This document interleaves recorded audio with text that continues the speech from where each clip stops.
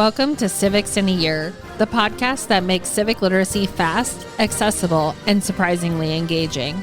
In just 10 minutes an episode, we'll tackle one of 250 essential questions about American democracy, how it works, why it matters, and what it means for you. Whether you're a student, a teacher, or just someone who wants to better understand your country and your rights, you're in the right place.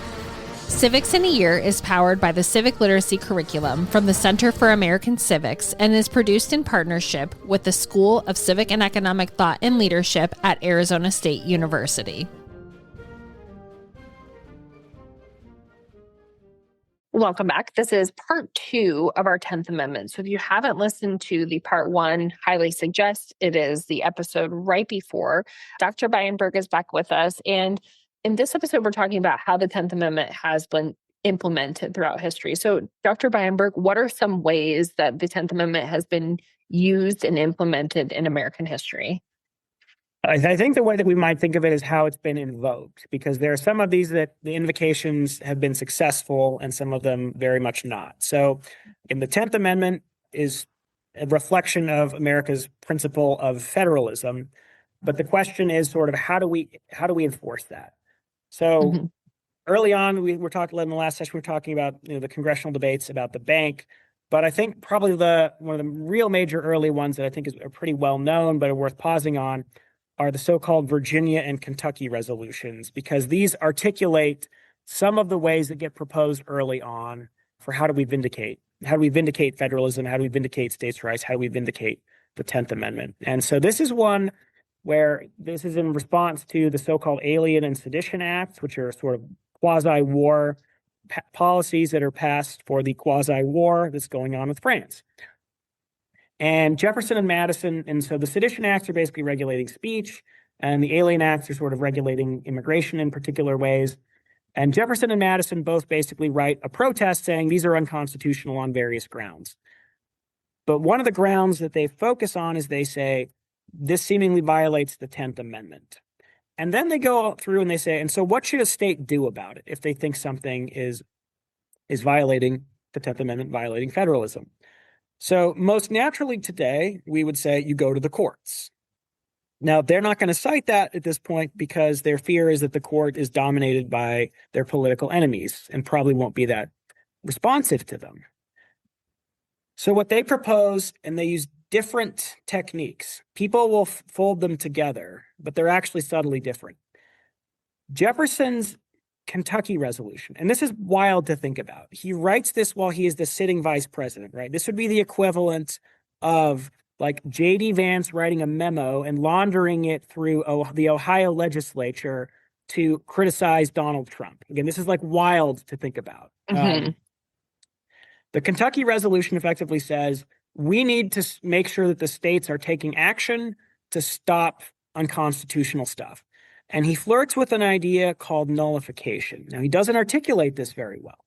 And this ultimately, the stronger parts of this get removed from the draft version to the final version that gets approved by the Kentucky legislature.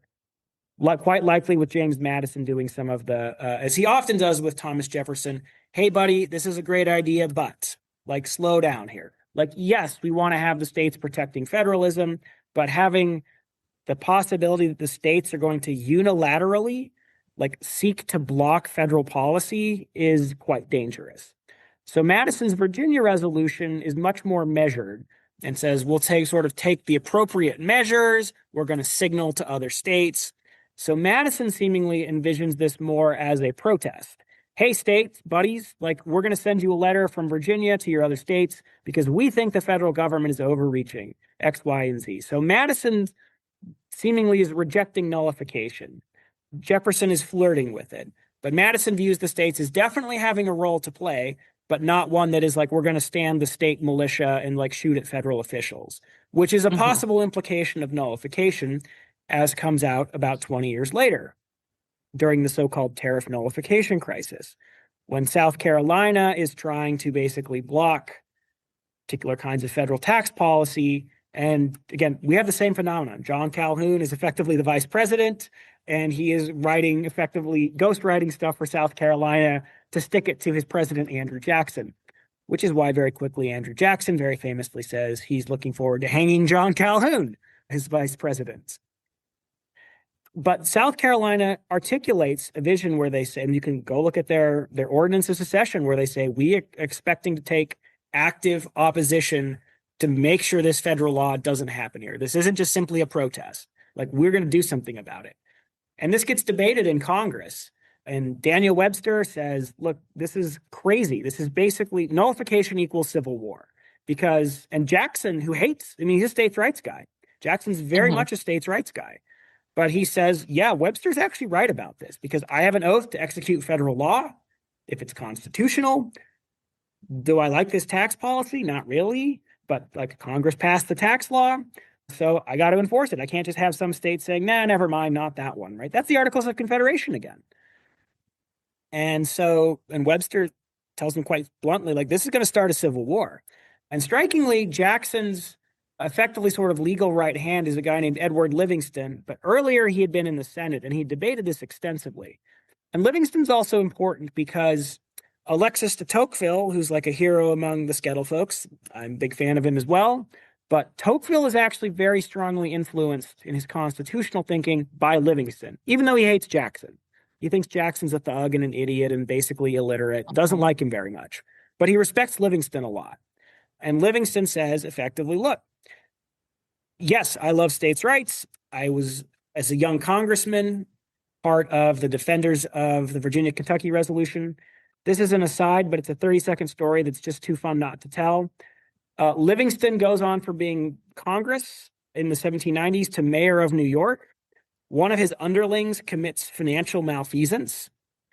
And Livingston is so appalled by this that he pledges to leave New York and go into political exile and move to Louisiana, where he thinks he can make enough money to personally pay back the New York Treasury, even though it wasn't him, it was his underling. And so Livingston has effectively two political careers. One is as a young states' rights Jeffersonian ally protesting the Virginia-Kentucky Resolution, and one is a sort of states' rights Jacksonian later. But Livingston says, look, we agreed to the Constitution. The Constitution is supreme. There is no provision in here that seems to say that the states have their own dispute resolution technique, right? One of the powers the states have seemingly delegated to Livingston says, is the power of the Supreme Court to adjudicate disputes. So like, you as a state don't get to say, nah, not that one.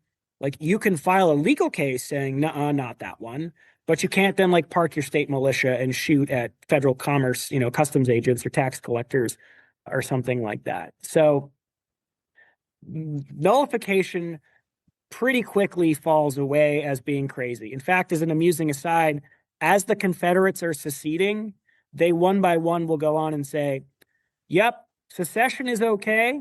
We agree nullification is way too crazy. We're not doing that one. So we're doing the good version of implementing states' rights. Now, that's a contested argument. Whether secession is a right that remains to the states is pretty politically loaded. There's a stronger case for it than nullification. I don't know how strong it is exactly. That's sort of dicey, but it's clearly stronger than nullification. But very clearly, the Civil War sort of is seen as saying, nope, both of these are off the table. States can protest. States, you can give instructions to your senators. States, you can and should file lawsuits. States, you can also, and this is one that has connections to today, states don't have to help enforce federal law.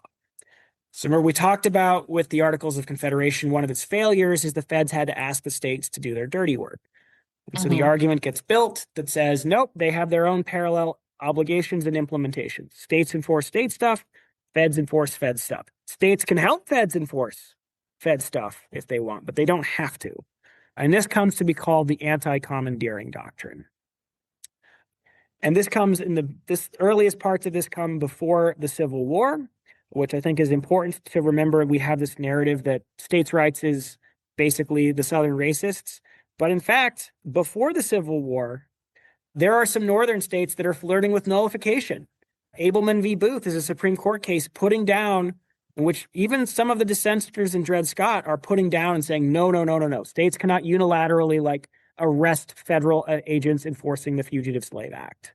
So everybody is sort of invoking these kinds of things, sort of slavery, anti-slavery, whatever, right? So it's not held by one particular political tribe. Federalism and its various techniques, some legitimate, some illegitimate, are cited by lots of folks. But anti-commandeering remains a valid one. It gets invoked a lot during Prohibition, when some of the state governments start saying, we don't want to help enforce Prohibition anymore. That's complicated because of the weird way that Prohibition is written. So, but as a general rule, states can't be made to do this. And this remains valid good law. Sandra Day O'Connor writes probably one of the two major opinions about this in 1992, a case called New York versus United States, that the federal government cannot force the like actual mechanics of the case are super boring, but it's basically the federal government can't force the states to regulate garbage in a way, nuclear waste, in a way that the feds want. And then in 1997, a Supreme Court case written by Scalia says the feds can't basically make state and local sheriffs enforce federal gun laws, right? The feds basically have to use the ATF or whatever to enforce federal gun laws. They can't say, hey, sheriff, do this. And the reason that O'Connor articulates why this is, which is if you're a state sheriff or a state government, you didn't pick this policy that Congress did. It might be dumb. It might be unconstitutional. Why should you be on the hook for that? Right. So you need a clear line of accountability that the states, if your state's passing stupid laws, like replace your state legislators, replace your state sheriffs if they're enforcing it unfairly, but don't blame the states for the feds' dirty work. And this came up again like 7 years ago with whether the federal government could force the states to regulate sports gambling and the NCAA in various ways. And it's also been coming up a lot lately, I guess even a little longer ago than that. Marijuana laws, same thing. Right? So states did not have to help the feds enforce marijuana law. Congress can, and the states that legalized marijuana were always clear in saying, we are not committing nullification. DEA agents want to come, fine. But we do not want to commit our state resources to do this. This is actually for any of you in Arizona, this is in the Arizona state constitution explicitly, the Section 3 of the Declaration of Rights. Again, this is already implicit in constitutional law, but Arizona just wanted to send a signal about this. We're not going to be forced to implement unconstitutional legislation. The place that it's got really interesting political connections now is some of the debates about so-called sanctuary states or sanctuary cities regarding immigration. And depending on whether either the federal government or the state governments, whether it's one of the more sort of thoughtful people in either one of them, they sometimes get it right, but they sometimes spin out. So the basic idea is, again, the federal government cannot force the states to implement federal immigration law. And so the more narrowly tailored versions of the sanctuary state policies, which is just simply like, we're not going to help the feds enforce immigration law, clearly constitutional. The wrinkle comes where some of the states have tried to put additional provisions in there, basically saying we will either make it harder for the federal government to do its job, like in terms of taking active obstruction, or like, I think it was either New York or Illinois had a provision that like we will tip off any illegal alien if the feds take a look at their driver's license, right? So taking active obstruction crosses the line. And again, sometimes some of the more responsible parts of the federal immigration folks have said, yep, states do not have to help. They're kind of obnoxious if they don't, but we can't make them. Sometimes some of the rhetoric that's come out of the White House more recently has been like, oh, absolutely, we can totally crush them for that. And so, people have asked me, like, who's right in this? Is it the states or the feds? And the answer is basically, it depends on the exact way that the laws are written. If the state just simply says, hands off, we're not helping, totally legitimate. If they cross the line into active obstruction, that seemingly is closer to nullification and is unconstitutional. But that's a really fundamental and I think important principle of federalism that we've seen. And there's a sort of similar part on the financial side, whether the federal government can use financial pressure to force the states to basically adopt federal policy that the feds don't have authority to do under the 10th Amendment. So the classic case of this is, can the feds make the states regulate drinking ages or make them, and the Supreme Court in that case said, the money's not very much. A state can opt in or out. They had said something earlier about Social Security in its earliest iterations. More recently, with the Medicaid expansion with Obamacare, the way that was drafted was states have to basically increase their participation or they're going to have their original Medicaid funding cut off. And the Roberts Court said, look, it's one thing to say, hey, states, if you want to kick in some, the feds will kick in some to expand it. But it's another thing to basically say, but if you don't do this, we're taking 20% of your budget away, right? So the language that Roberts used in that case is that's not a choice. That's a gun to the head in which basically the feds are forcing the states to do Medicaid the way that the federal government wants. So again, this is one like the anti-commandeering doctrine. The line can be a little hazy, and I love asking my students this as a moot court when I drop a little hypothetical, and I basically try to position it exactly between the cases of this is enough to still be a choice, and this is enough that it's a gun to the head of coercion, and I make them argue about it. But the principle is clear, even if the edge cases get dicey, that the feds cannot make the states regulate federal enforcement, enforce federal preferences, or basically spend for federal priorities. They can incentivize, they can ask them. The federal government can, in the immigration context, give states extra money if they want to help enforce immigration law. But the feds can't make the states do it, and the states can't actively stop the feds from doing what the federal government has an enumerated power to do. So you gave the example of the drinking age. So I think pretty much everywhere it's 21. But if the state of Arizona is we want to make it 19, the federal government would probably take away some of their Department of Transportation money that they get from the federal government. And that's you're saying completely constitutional because it's not really coercion. If the amount is basically small, is effectively the way that if it's small, that case, the South Dakota v. Dole opinion is very convoluted in terms of, it's got a 4-part test. But the basic framework is if the amount is small and the grant has to be meaningfully related to the condition has to be meaningfully related to the grant. And this is one of the places where, depending on, again, what's been sort of vocalized and what's been implemented into policy, there's some difference. But some of the folks in the current administration have talked about withholding federal funds for something if the state doesn't implement some completely unrelated federal preference. That's another part that South Dakota v. Dole says, you can't say we're going to cut off your school funds because we don't like your crime policies or something like that, right? So the case of South Dakota v. Dole is, hey, we'll give you basically a little extra top-up money on your roads if you implement something that means road safety is increased, right? So there has to be sort of a connection there.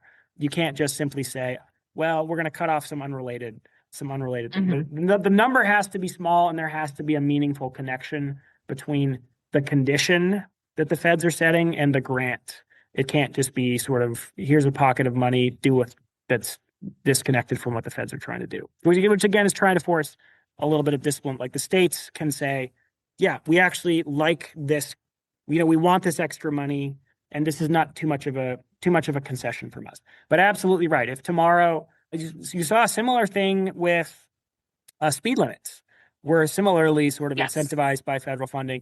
And there are some states that have basically moved away from the federally preferred limits, and I assume are basically forfeiting some level of Department of Transportation money as a result. So, yeah, again, the edge cases are hard. So if the listener's well, what about, this amount versus this amount? We don't have enough case law to sort of narrowly say, clearly this is the one side of the line and this is the other. But the concepts, I think, are fairly straightforward. And this is particularly a way to make sure that we get, again, one of the themes that I keep coming back to, the benefits of a federal system where the federal government is clearly empowered to do the things that we care about and to cleanly enforce its own law. But the scope of that law is limited, and you can't make others sort of take the blame for what the feds are doing. So, again, one of the places where, even if it's theoretically messy, I think the constitutional federalism does a pretty good job of balancing these two competing goals. Fantastic. Dr. Beienberg, thank you. Thanks for joining us on another episode of Civics in a Year.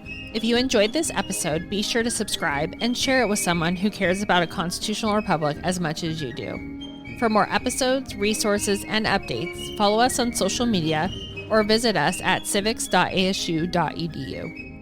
Make sure to check out the show notes for any relevant links. Special thanks to the United States Marine Band for their performance of the Stars and Stripes Forever. Let's keep building a stronger constitutional republic, one episode at a time.